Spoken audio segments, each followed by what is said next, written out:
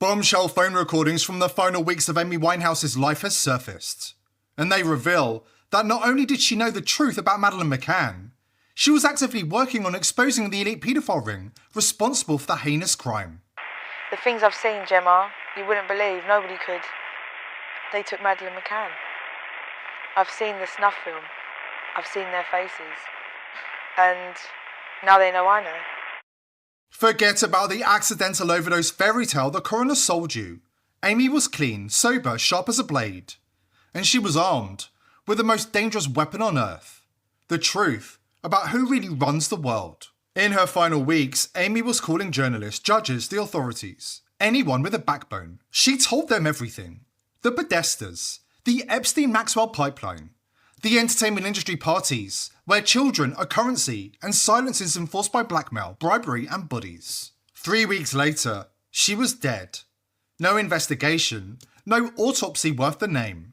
Just a rushed verdict, a staged vodka bottle, and a world that shrugged and called it tragic. But the recording survived. Listen to the calls, hear the fury, and then ask yourself, who silenced Amy Winehouse? And how many other stars have been silenced for the same reason? Before we dive in, subscribe to the channel if you haven't already, and join the People's Voice Locals community to join our incredible community, support the channel, and gain access to exclusive and uncensored content. These are Amy Winehouse's own words, captured in the final weeks of her life. And they paint a picture so disturbing, you'll question everything you thought you knew about the world. Let's start with the official story. Amy relapsed, drank herself into a coma, accidental death, case closed. Except her toxology reports don't match. Except her neighbours reported that she was sober for months. Except the coroner's inquest took less than an hour. No forensic examination, no deep dive. Just a rubber stamp and a closed file. Now ask yourself, when has a celebrity death ever been that clean? These tapes changed the timeline. In these recordings, Amy isn't slurring or stumbling. She's articulate, focused, terrified, but not for herself, for the world, for the children, for what Prince had entrusted her with, because in his words, Amy was a fearless and ferocious warrior in this war against evil.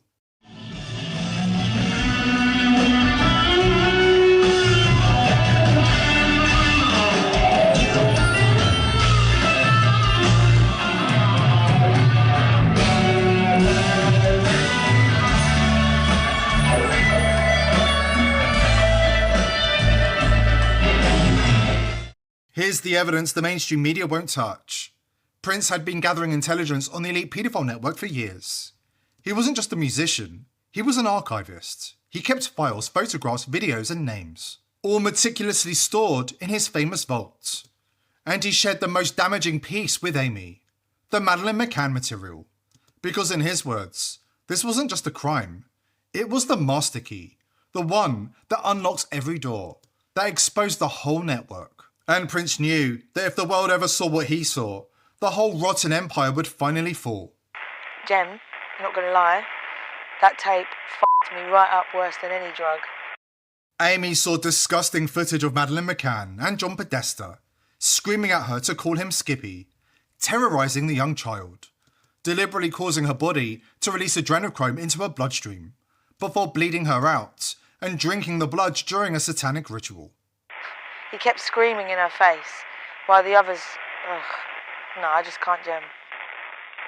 Her eyes, I'll never forget them. Let's be explicit about what that means. The footage Amy describes isn't grainy surveillance or blurry paparazzi shots. It's professional grade. A room, bright lights, a bed. Madeleine McCann, recognisable from every missing poster you've ever seen. Surrounded by men, Amy identified as John and Tony Podesta. Should we be surprised? The Podestas have been hiding in plain sight for years, protected by the system. But just quickly, before we go any further, if you're using a legacy VPN, cancel right now. You're under attack. The entire VPN industry has been compromised. The world's leading VPNs have been bought out by Cape Technologies, an Israeli company closely linked to Mossad. That's why vp.net/TPV was created. It's superior tech. It's fast, it's unhackable, and you don't have to trust promises of anonymity. vp.net/TPV proves it in real time. Now back to Amy Winehouse. Here are the facts. The Podesta brothers were in Praia da Luz on May the 3rd, 2007, the day Madeleine vanished, staying at $1 million chateau just 1/3 of a mile from the crime scene. The chateau was owned by their close friend Clement Freud, grandson of Sigmund Freud. Like most of their friends, Clement just so happened to be a convicted paedophile. And here's the part that will make your blood run cold. The police sketches, they match. There was a third police sketch too. A woman who was believed to be travelling with the two men. A woman who strongly resembles the Podesta's friend Ghislaine Maxwell, the world's most notorious child trafficker, who just so happened to help Jeffrey Epstein set up the Clinton Global Initiative and Clinton Foundation, the same organisation that employed John Podesta at the time. Well, one thing that's fascinating is she point blank tells the Justice Department, quote, "I was part of the beginning process of the Clinton Global Initiative." And then she goes on to say that she believes Jeffrey Epstein actually funded the Clinton Global Initiative and that they came up with the idea together while on a trip to Davos.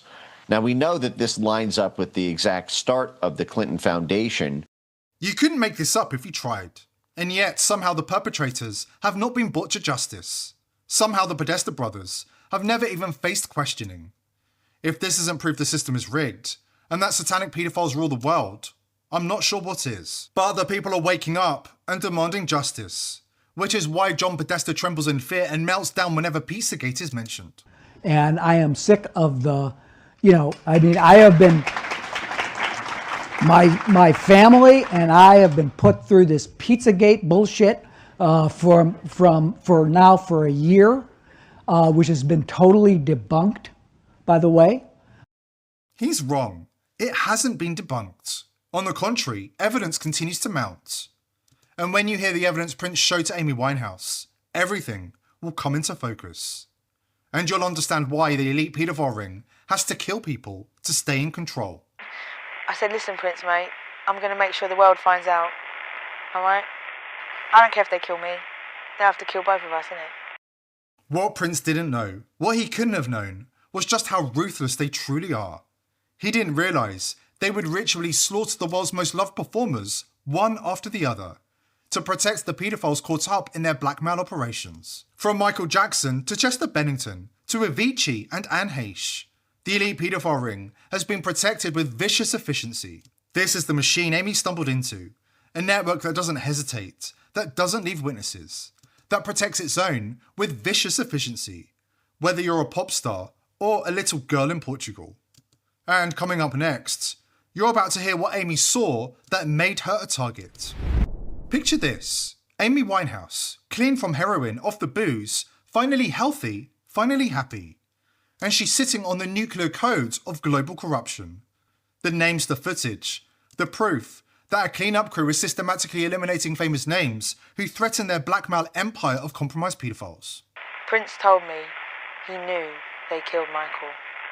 Said Michael was going to blow the whole thing open. The Neverland stuff was all set up to discredit him. And when he wouldn't back down, they pumped him full of propofol and made it look like an accident. Prince said they'd do the same to him. That's what we're dealing with here.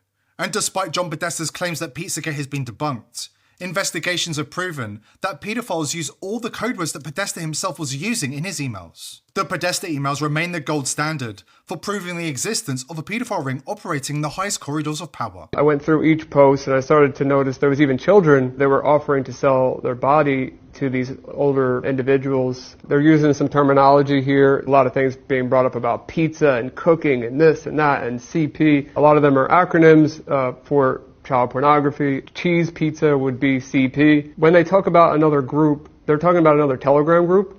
And to join that group, you have to send child pornography to another user, like one of the moderators, I believe it was, and then they would invite you. So it's kind of like proving you're not a police officer.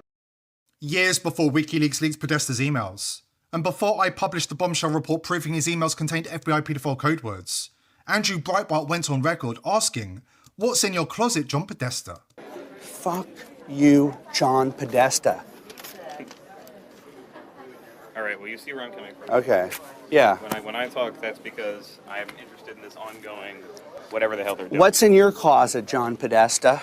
whatever the hell they're doing. What's in your closet, John Podesta? Big Podesta, Big Soros.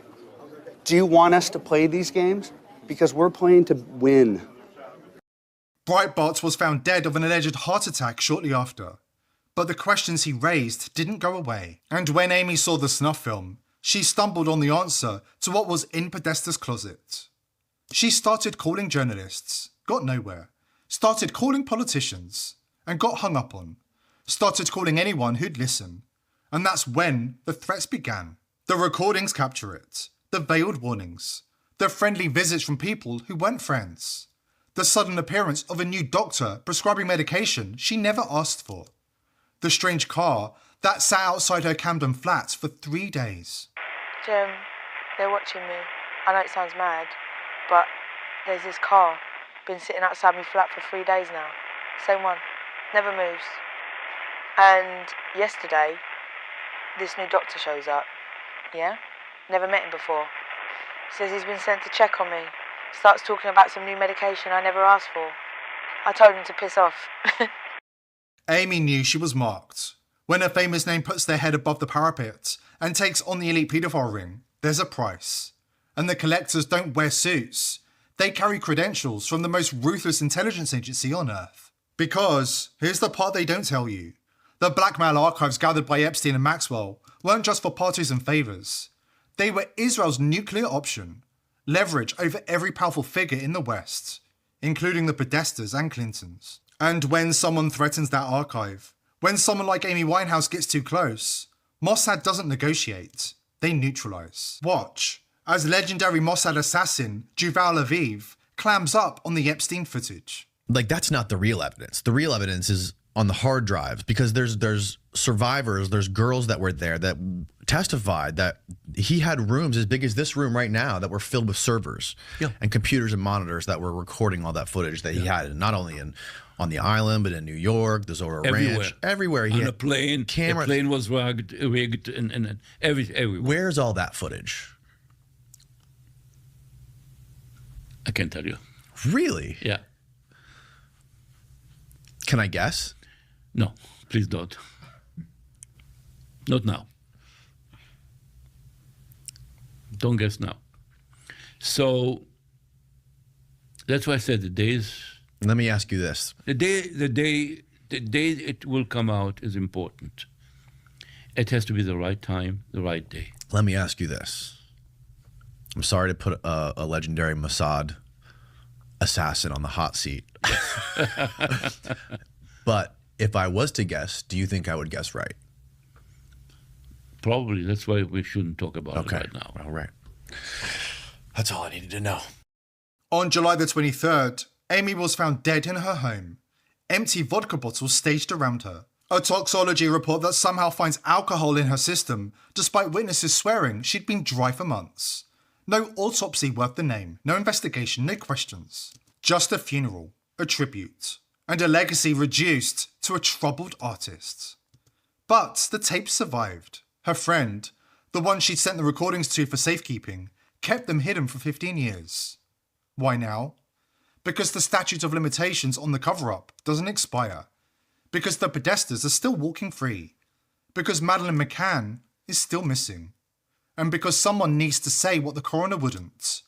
Amy Winehouse was murdered by the machine that took Madeleine. The same machine that protected Prince's killers when he conveniently overdosed on painkillers in 2016, right as he was preparing to go public. Coincidence? There are no coincidences in this world. Not when children are currency. Not when the elite play snuff films for sport. Here at The People's Voice, we're determined to continue exposing the crimes of the elite, but we need your help. Subscribe to the channel, share this video far and wide, and join the People's Voice Locals community to be part of our incredible community of truth seekers and to support the channel. I hope to see you there.